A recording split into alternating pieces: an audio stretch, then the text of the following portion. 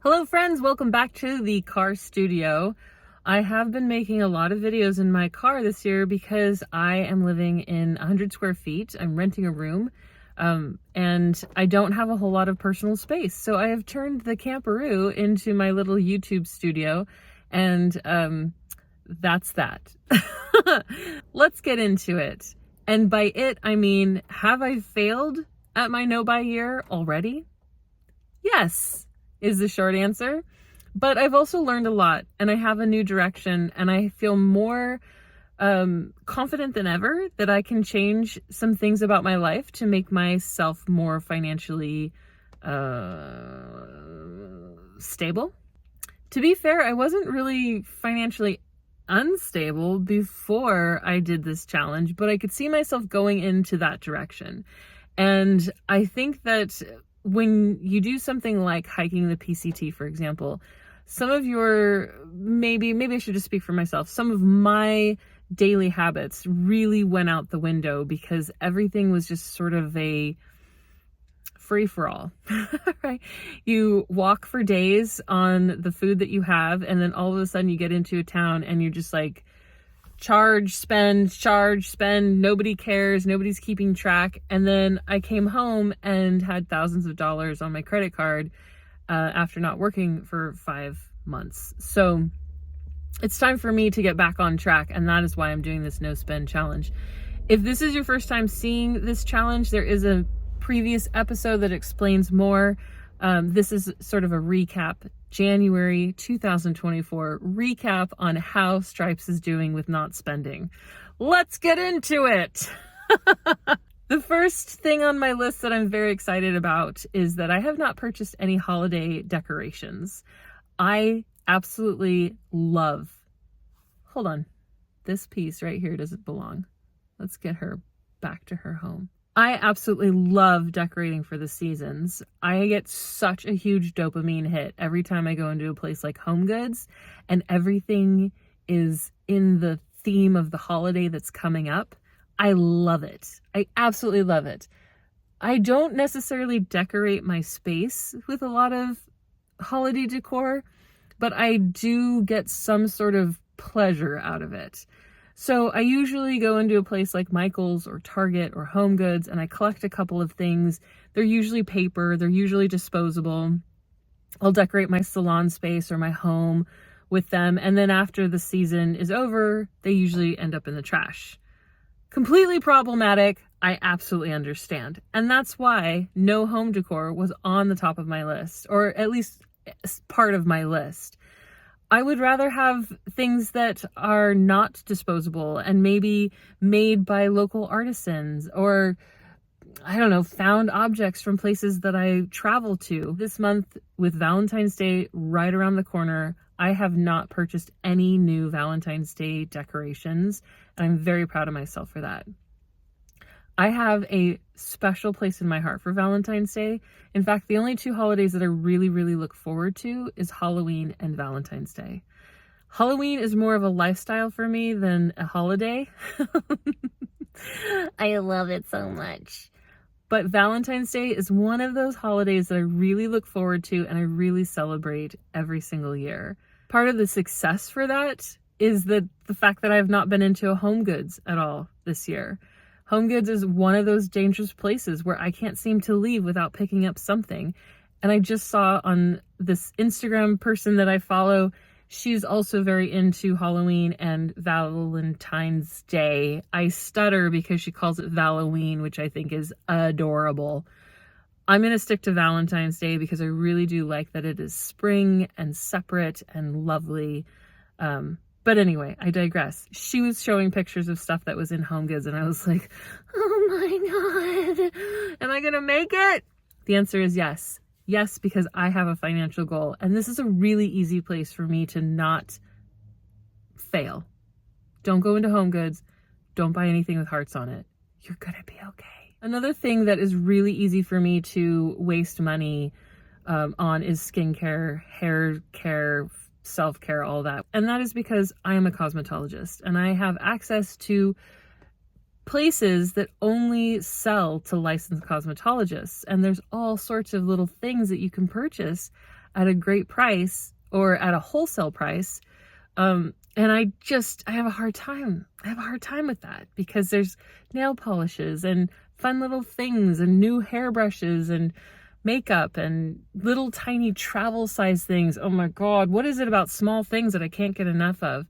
I just love little travel size things. I guess it's because I travel and that's how you get on an airplane, is with the small travel size things. Anyway, I end up spending way too much money on this stuff and I never use it. So it ends up in the trash. I went to the supply store this month and I left with what I needed and nothing else. And I am very proud of myself for that. Here is a huge one. Are y'all ready? Amazon. I absolutely have been so good about Amazon. Here's where I fail a little bit. Not this month, but in general. Amazon is one of those places. Amazon is just one of those places it's really hard for me to not buy from because it's so convenient, but it's not worth it to me anymore. The convenience isn't worth what is happening in our society because of places like Amazon. So it's really important to me that I am able to vote with my dollar, if that makes sense. And Amazon is a place that I do not want to give my money to. So I have a habit of shopping at Amazon at 3:00 in the morning when I can't sleep, which is often. And the only way to not do that is to just delete the entire thing. So that's what I did. I deleted Amazon. Not only my Prime, but I deleted my account, which is more difficult than it sounds. You have to go through all sorts of... I literally had to look up on YouTube how to delete my Amazon account, which I did. I was successful, but it took more work than I thought, which I think is kind of their point. And I haven't had it now for 30 days, and it's fantastic. I haven't needed it. I've been able to find alternatives for every single thing that I needed to shop for, which wasn't actually that much during this month. So yeah, that was an easy win. Another easy win were tchotchkes from my travels because I haven't been anywhere. Usually January is a very, very slow month for me, and I am usually in Quartzsite with a lot of my nomadic friends. And this year I couldn't go because of my back. And so I'm home and I'm working a ton, which means no tchotchkes, totally easy. And then the final thing that I won at this month was REI. And this one was a little more difficult because I'm an REI member, and so I get all of the emails and all of the sales and all of the special discounts and all of the dopamine hits, and I've just been deleting them. I haven't even been opening them. When they come into my email account, I just hit delete, and that's it. It's over. I'm not shopping at REI. There's nothing that I need there. Of course, there's a ton that I want, but I don't need anything, so I'm not shopping there. So those were all of my successes this month as far as my list was concerned. The challenges that I had this month started off with not having the right supplies that I needed in order to make my lunch and take my lunch to work, or make my dinner and take my, store the food that I was making. So I did end up at Target to purchase some reusable bags or things. I mean, honestly, I couldn't even tell you what I was looking for because I don't know, because I eat out all the time.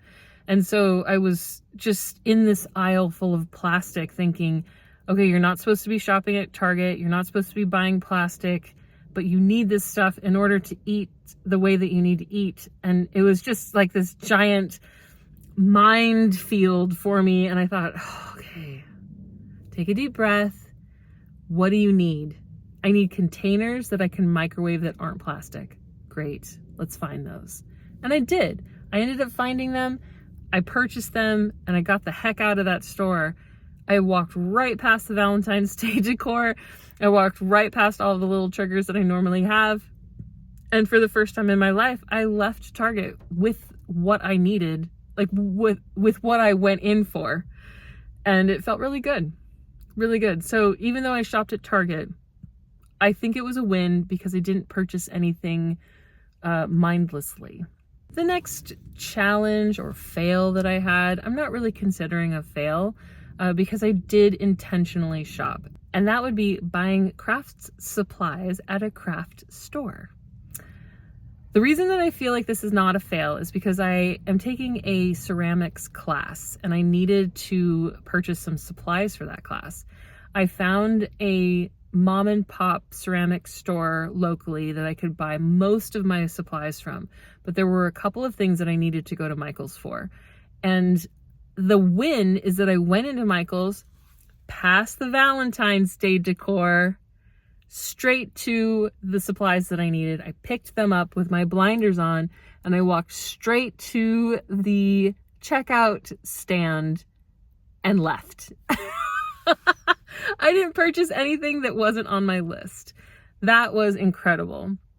And what was really incredible was when I was looking at the Valentine's Day stuff that I normally pick up when I'm at Michael's every year, it didn't give me the same dopamine hit that it normally does.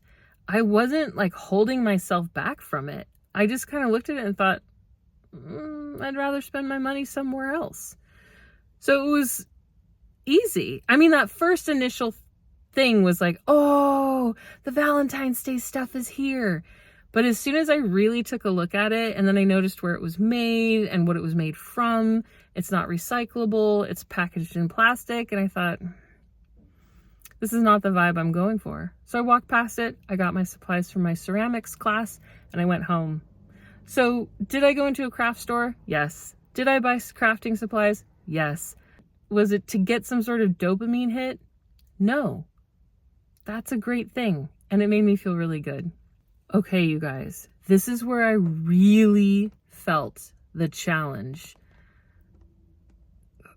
This is where I could really dive into, yeah, you failed a little bit. And that is eating out. Not only did I eat out almost as much as I normally do, but I also bought groceries. So I ended up spending more than I did in December. Not only did I spend more, but I ended up throwing out a lot of the food that I purchased. I don't feel good about this. And this absolutely needs to change. And I feel really frustrated because it is just so convenient to go to these restaurants that I normally go to. And I thought of something else too when I was in them, is that I've sort of created this community around these restaurants. And these people know me and I know them and they know my name and they know my order. And I'm sure they're being nice to me because I'm giving them money for food. But also it's like, it feels like I'm part of a small town community. And I love that. And living where I live right now, where everything is big and sprawled and impersonable, it feels so nice to walk into a coffee shop and have somebody say, oh, hey, Stripes, how was that thing you did the other day? So I think that that's really what I was missing. It wasn't necessarily the food or the convenience, although I do love that. I felt kind of lonely. And I did a really good job of not spending any money outside of the grocery store for like the first 2 weeks of the month. And then I just felt lonely and I missed my friends at the different restaurants. And when I went back, they all said, where have you been? Are you okay? We were worried. Now, were they really worried? I don't know.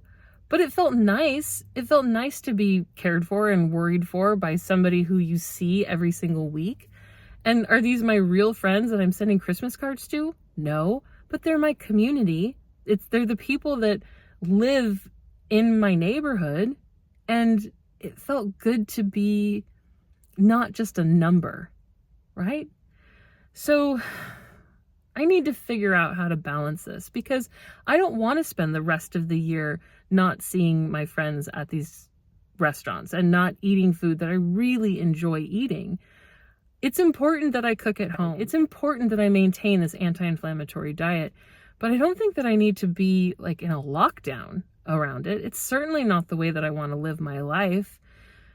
So I need to figure that out, and I'm not quite sure what to do. I think my point is that I'm not beating myself up over this. I don't think that I have failed miserably, and even if I had, I'm not going to quit yet. It's only been 30 days. I had a lot of successes and I saved a lot of money. But where I really need to focus and create some systems is around my daily food. It's been a struggle my whole life. It's going to continue to be a struggle. until I lock it down. And I have faith that I'm gonna lock it down. So that is the update, my friends. I did save enough money to buy a plane ticket to New Orleans, where I am going to go see a concert, and I am really excited. So stay tuned for that video. I've never been to New Orleans, but I'm excited to go, and I'm excited to share it with you guys. So thank you so much for participating. Oh, I forgot.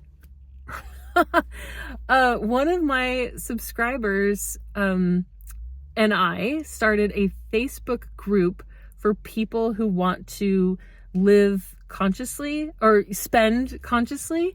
And there's only 2 of us on this Facebook group right now. And I get it if you don't have Facebook. I didn't have Facebook for a long time until I went on the PCT, and it's the only way that you can talk to trail angels. But I do have a Facebook, and it does have a private group. So if you would like to be a part of that private group, we would love to have you. We would love to build a community around conscious spending and share ideas and share success stories and struggles, and it would just be really fun. So if you're interested, I will link that below. And if there's something else that you want to talk about or you're interested in, please leave me a comment, because like I said, I don't want to do this alone. I love the fact that I have a community both where I live and on YouTube, and I would like to foster that as much as possible. So thank you for your time. Thank you for your contributions, and I am excited to keep you updated. Have a wonderful Valentine's Day.